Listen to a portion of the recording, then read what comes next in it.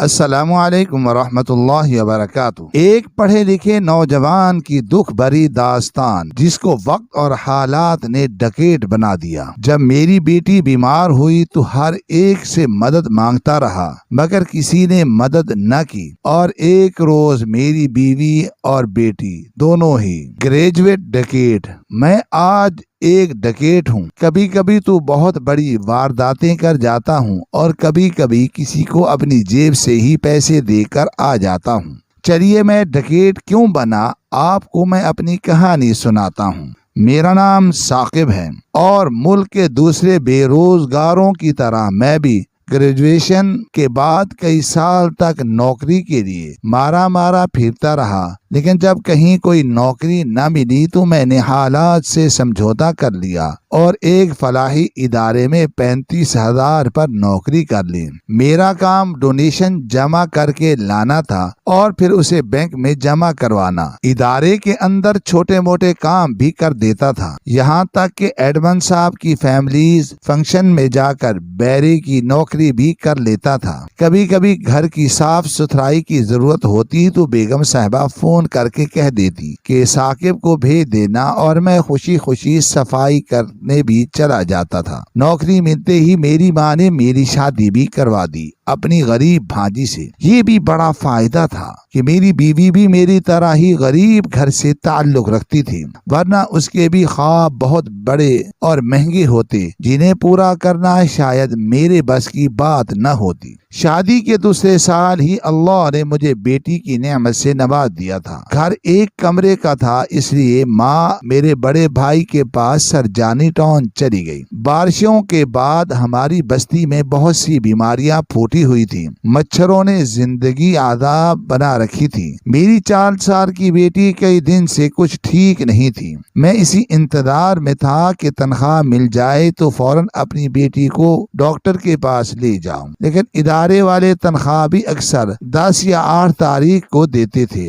جب میں کام سے گھر لوٹا تو میری بیوی صدف ہانیہ کے سرانے بیٹھ کر اس کے ماتھے پر ٹھنڈے پانی کی پٹیاں رکھ رہی تھی۔ مجھے دیکھتے ہی امید بھری نظروں سے کہنے لگی، کسی سے پیسے لائے؟ ہانیہ کا آج 1 منٹ کے لیے بھی بخار نہیں اترا، صبح سے ہی آنکھیں بند کر کے لیٹی ہوئی ہے، اب تو وہ کچھ بول بھی نہیں رہی۔ میں نے شرمندگی سے انکار میں سر ہلایا اور فکر مندی سے اپنی بیٹی کے سر پر ہاتھ رکھ کر دیکھنے لگا۔ ماتھا بہت بری طرح سے گرم تھا۔ میری بیوی اپنی آنکھوں پر دوپٹہ رکھ کر رونے لگی۔ مہینے کی آخری تاریخیں چل رہی تھیں۔ میرے یار دوست بھی سب میری ہی طرح تھے۔ میں نے ایک دو سے پوچھا کہ اگر ان کے پاس 1000-2000 کی رقم ہو تو وہ مجھے دے دے، میری بیٹی بہت بیمار ہے۔ لیکن وہ سب بھی میری طرح ہی غریب گھروں سے تعلق رکھتے تھے۔ ساری رات ہم میاں بیوی اپنی بیٹی کے سرہانے بیٹھ کر ٹھنڈے پانی کی پٹیاں رکھتے رہے۔ صبح فجر کے وقت جا کر ہانیہ نے آنکھیں کھولی۔ اس کی بات سن کر تو ہمارے پیروں تلے سے زمین ہی نکل گئی۔ وہ کہہ رہی تھی کہ اسے کچھ نظر نہیں آ رہا، اور میری بیوی چیخ چیخ کر رونے لگی اور مجھے کہنے لگی کہ خدا کے لیے کچھ کریں، میری بیٹی کو کچھ ہو جائے گا۔ میں اسی وقت مسجد کے امام صاحب حافظ عبدالحی کے پاس بھاگا اور ان کو ساری بات بتائی۔ میں باقاعدگی سے نماز پڑھنے محلے کی مسجد میں ہی جاتا تھا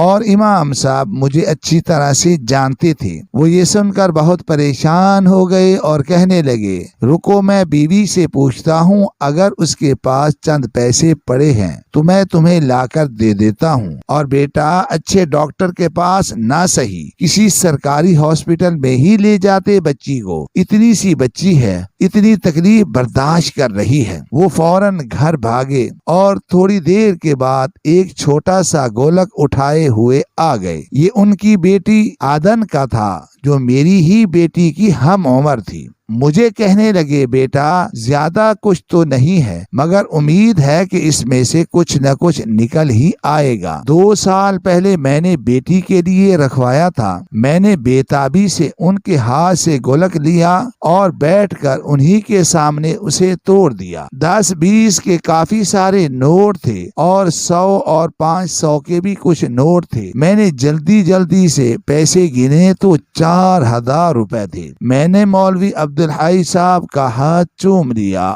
اور وہاں سے بھاگتا ہوا گھر واپس پہنچا۔ میں نے فوراً بیوی کو بتایا اور اس نے ہانیہ کو ایک پتلے سے کمبل میں لپیٹ کر گود میں اٹھا لیا اور ہم دونوں ہی پیدل ہی بھاگتے ہوئے رکشا اسٹینڈ کی طرف چل دیے۔ سول ہاسپٹل کی ایمرجنسی وارڈ میں میں ادھر سے ادھر بھاگ کر ڈیوٹی پر موجود نرس اور ڈاکٹر کی منت کر رہا تھا کہ وہ میری بیٹی کو جلدی سے چیک کرے۔ ساری رات ایمرجنسی کے وارڈ میں ڈیوٹی کرنے والا ڈاکٹر اور نرس بھی چڑچڑے ہو چکے تھے۔ انہوں نے پہلے تو مجھے بری طرح سے جھڑکا اور پھر ہانیہ کو بھی چیک کر کے اس کا 1-2 ٹیسٹ لکھ کر میرے حوالے کر دیا۔ ہاسپٹل کی لیبارٹری کھلنے میں تو ابھی کافی وقت تھا۔ میں پریشانی سے پرچی کو دیکھتا اور ڈاکٹر کی طرف اور پھر شرمندہ سا اسے کہنے لگا ڈاکٹر صاحب میرے پاس اتنے پیسے نہیں ہیں، میں بہت غریب بندہ ہوں، رکشے کا کرایہ بھی کسی سے مانگ کر لایا ہوں، پلیز جب تک ہاسپٹل کی لیبارٹری نہیں کھلتی بچی کو بخار کے لیے کوئی دوا دے دیں۔ اس نے سخت نظروں سے میری طرف گھورا اور پھر منہ میں کچھ بڑبڑاتے ہوئے مجھے ایک سیرپ لانے کی ہدایت کر دی۔ صدف روتے ہوئے خاموشی سے یہ سب کچھ دیکھ رہی تھی۔ ڈاکٹر نے ہانیہ کو ایک بار پھر دیکھا اور پھر فکر مندی سے کہنے لگا کہ خدا خیر کرے، مجھے لگ رہا ہے کہ بخار کی وجہ سے بچی کی نظر پر بہت برا اثر پڑا ہے۔ اس نے ساتھ ہی مجھے ڈرپ بھی لکھ کر دے دی تھی۔ میں بھاگتا ہوا گیا، سیرپ اور ڈرپ کا سامان لا کر ڈاکٹر کے حوالے کر دیا۔ ہانیہ کو فوراً سیرپ پلایا گیا۔ جیسے ہی بخار کچھ کم ہوا تو ڈاکٹر صاحب نے اسے ڈرپ لگا دی۔ بخار کی شدت میں کچھ کمی ہو رہی تھی۔ صدف بیٹی سے پوچھا بیٹا تمہیں کچھ نظر آ رہا ہے؟ تو اس نے انکار کر دیا۔ صبح کو جب ہاسپٹل کی لیبارٹری کھل گئی تو ٹیسٹ ہوئے، اسے دماغی ملیریا ہوا تھا۔ بخار کی شدت کی وجہ سے اس کی دماغ کی نسوں کو شدید نقصان پہنچا تھا، اس لیے اسے نظر نہیں آ رہا تھا۔ ڈاکٹر نے بھی جب دیکھا کہ ہمارے حالات کیسے ہیں تو اس نے کچھ دوائیں تو مجھے سیمپل سے ہی اٹھا کر دے دیں اور کچھ دوائیں سرکاری سٹور سے لکھ دیں۔ میں نے اس کا بہت شکریہ ادا کیا اور اپنی بیٹی کو 3 دن ہاسپٹل میں رکھنے کے بعد اپنے گھر لے آیا۔ ہانیہ کی طبیعت ابھی بھی ٹھیک نہیں تھی۔ مجھے ادارے سے بار بار فون آ رہے تھے۔ میں ہانیہ کو اس کی ماں کے پاس چھوڑتے ہی سیدھا ادارے میں پہنچا اور اپنی بیٹی کی میڈیکل رپورٹ اٹھا کر ایڈمن صاحب کے سامنے رکھ دی۔ پہلے تو وہ کچھ ناراض تھے لیکن رپورٹ دیکھ کر وہ خاموش ہو گئے۔ میں نے انہیں کچھ رقم ایڈوانس دینے کی درخواست کی تو وہ کہنے لگے دیکھو ثاقب فی الحال پیسے نہیں مل سکتے کیونکہ اس ماہ کسی نے بھی ڈونیشن نہیں دی، لیکن میں کچھ کرتا ہوں۔ انہوں نے 2000 روپے نکال کر میرے ہاتھ پر رکھ دیے۔ میں نے ان کا شکریہ ادا کیا تو وہ کہنے لگے کوئی بات نہیں ہے، تم ایسا کرو کہ جا کر میرے لیے چائے بنا لاؤ۔ میں خوشی خوشی چائے بنانے کے لیے بھاگ کھڑا ہوا۔ جب میں چائے واپس لایا تو اچانک میرے کانوں میں ایڈمن صاحب کی آواز پڑی کہ گڑیا کی طبیعت اب کیسی ہے؟ میں نے اس کا صدقہ دے دیا ہے۔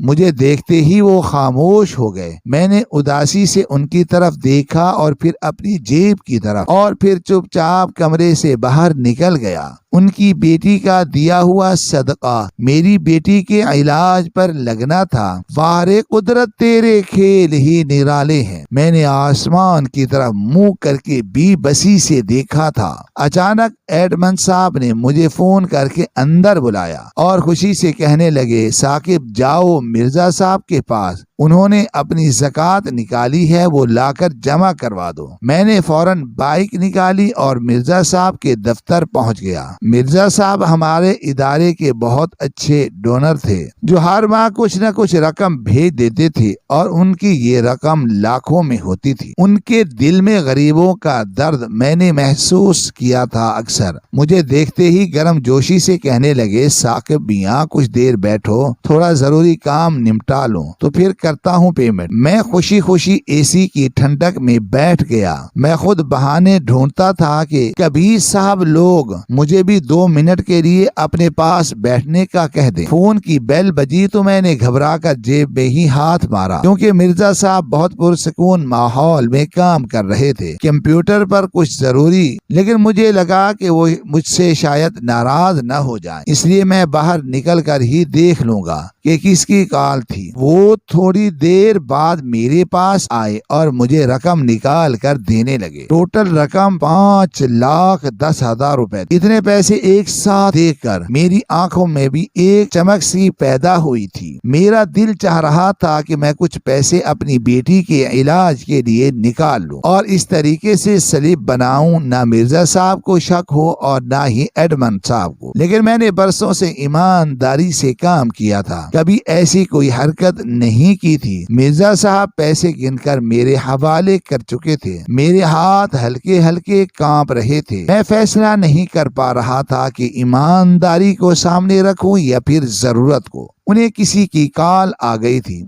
اور وہ باتوں میں مصروف تھے۔ ایک باپ کی محبت جیت گئی اور ایمانداری کو میں نے پسے پشت رکھ دیا تھا۔ میں نے جلدی جلدی رسید بنا کر مرزا صاحب کے سامنے رکھی اور انہوں نے بنا دیکھے ہی سائن کر دیا۔ میرا کام ہو چکا تھا۔ میں نے دفتر سے نکل کر بڑی احتیاط کے ساتھ 10,000 روپے اپنی شرٹ کے اندرونی جیب میں رکھے اور 5 لاکھ روپے ڈونیشن لے کر اپنے ادارے کی طرف چل پڑا۔ یہ بات میں بھی اچھی طرح سے جانتا تھا کہ ڈونیشن لاکھوں میں ہوتی تھی، لیکن فلاحی کاموں میں کبھی کبھی 1 یا 2 حصہ ہی صرف ہوتا ہے، باقی سب کچھ صاحب لوگ آپس میں مل بانٹ کر کھا لیتے تھے۔ آج مہینے کی 6 تاریخ تھی۔ جیسے ہی میں دفتر پہنچا، صاحب نے مجھے دوسری جگہ جانے کا حکم دے دیا۔ میرا دھیان میرے فون سے بالکل ہٹ چکا تھا۔ باہر شدید گرمی تھی۔ میں نے ایک جگہ رک کر گنے کا ٹھنڈا شربت پیا اور جلدی اپنی منزل کی طرف روانہ ہو گیا۔ وہاں سے بھی 1,05,000 ملے تھے تو میں نے 5,000 اپنی جیب میں رکھے اور بڑی صفائی سے رسید بنا کر سائن کروا لی۔ دل ہی دل میں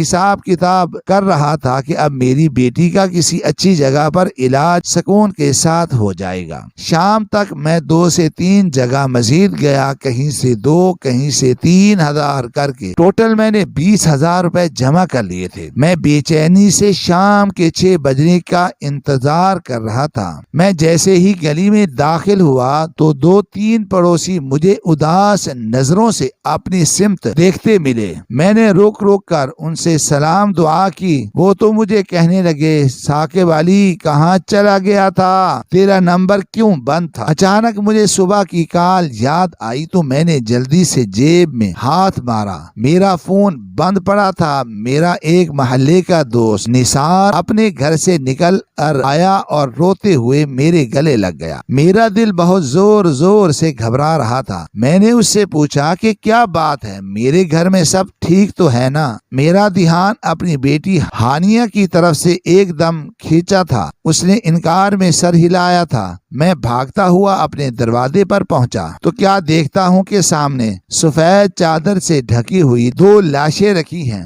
میں نے اپنا سینہ تھام لیا۔ عورتیں بین کر رہی تھیں۔ سامنے ہی میری ماں اور بڑا بھائی بھی بیٹھا رو رہا تھا۔ میں لرزتے ہوئے قدموں سے جب ان لاشوں کے پاس پہنچا تو میرے بھائی نے ان کے چہرے سے کپڑا ہٹا دیا۔ میری ننھی پری اپنی آنکھیں موند کر کہیں گہری نیند سو رہی تھی۔ دوسری چارپائی پر صدف کا لہو میں ڈوبا ہوا چہرہ بھی بہت پرسکون تھا۔ پل بھر میں ہی ساری عمر کی کمائی سے محروم ہو گیا تھا۔ دن میں ہانیہ کی طبیعت زیادہ خراب ہونے پر صدف نے پہلے مجھے کال کی تھی، پھر گھبرا کر اسے جیسے ہی گھر سے لے کر نکلی۔ جلد بازی میں کسی تیز رفتار گاڑی نے دونوں ماں بیٹی کو روند کر رکھ دیا تھا۔ میں غش کھا کر گر پڑا تھا۔ جس بیٹی کے علاج کے لیے میں نے پہلی بار امانت میں خیانت کی تھی، وہ اب دنیا چھوڑ کر جا چکی ہے۔ محلے والوں نے مل جل کر تدفین کے انتظامات مکمل کیے تھے۔ میرا بھائی اور میرے دوست مجھے بڑی مشکل سے تھام کر قبرستان تک لے گئے تھے۔ میرے پاس کوئی الفاظ نہیں تھے، میں کسی سے اپنا دکھ کہہ پاتا۔ اگلے روز ان 20,000 میں سے میں نے اپنی بیوی اور بیٹی کے ایصال ثواب کے لیے کھانے کی دیگ بنوا کر مولوی عبدالحی عادل صاحب اور رشتہ داروں کے سامنے رکھ دی۔ تلاوت کی تیز تیز آواز گونج رہی تھی اور میں دل ہی دل میں اپنے خدا سے مخاطب تھا کہ یا اللہ، یا رزق کی تقسیم برابر کر دے یا پھر ہم جیسے غریبوں کے لیے چوری اور ڈاکے کو حلال کر دے۔ میں جو کل سے چپ تھا اب دھاڑے مار مار کر رو رہا تھا۔ مولوی صاحب کی چھوٹی سی بیٹی آدن مجھے روتا ہوا دیکھ کر اپنے ابا کا رومال لا کر میرا چہرہ صاف کرنے لگی۔ میں نے اس ننھی سی گڑیا کو سینے سے لگاتے ہوئے دل ہی دل میں ایک عہد کیا کہ بستی کے غریب لوگوں کے لیے اب میں کچھ نہ کچھ ضرور کروں گا۔ میں نے رات کو چپکے سے بچے ہوئے پیسے مولوی صاحب کے پاس جمع کرا دیے اور انہیں کہا کہ اگر کوئی غریب اپنے بچے کے علاج کے لیے آپ کے پاس آئے تو اس کی مدد کر دینا۔